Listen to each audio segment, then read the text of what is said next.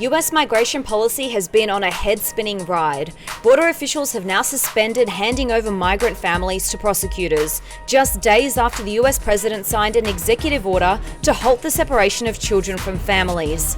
The administration had separated over 2,300 children held in centres compared to prison camps. Donald Trump faced outrage but resisted the pressure until he could no more. But his personal views seem unchanged. Because if you don't have borders, you don't have a country.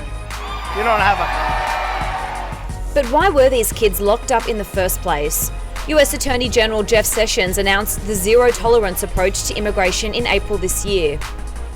I have put in place a zero-tolerance policy for illegal entry on our southwest border. If you cross the border unlawfully, then we will prosecute you. Before this policy change, anyone attempting an unauthorised border crossing was processed, detained and sent back home. The new policy applied to all adults. But the Justice Department can't prosecute children. Since they aren't allowed in federal jail, they had to be separated from their parents. But why did the Trump administration back zero tolerance? It was an attempt to deter migrants from illegally entering the US. The administration says that if people want to migrate into the country, they can seek legal asylum. Trump said he was just following the policies introduced by his predecessors. In 2005, George Bush ordered the prosecution of all unauthorized migrants, but made exceptions for adults traveling with children. We're going to get control of our borders.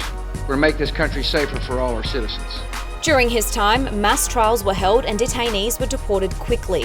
That continued under President Obama. But in 2014, there was an influx of people from Central America who were trying to cross into the US.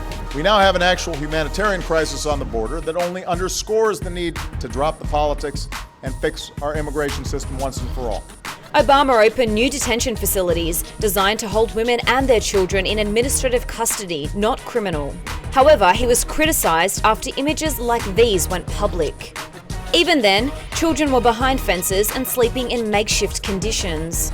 But Trump pushed the policy further. He's compared immigration to invasion and caused further chaos by saying immigrants should be sent back without a trial and court cases.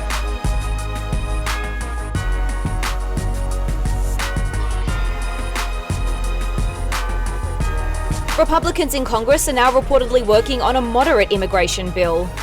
But Donald Trump has said they should stop wasting their time. Is it any wonder that the immigration policy has been called a mess?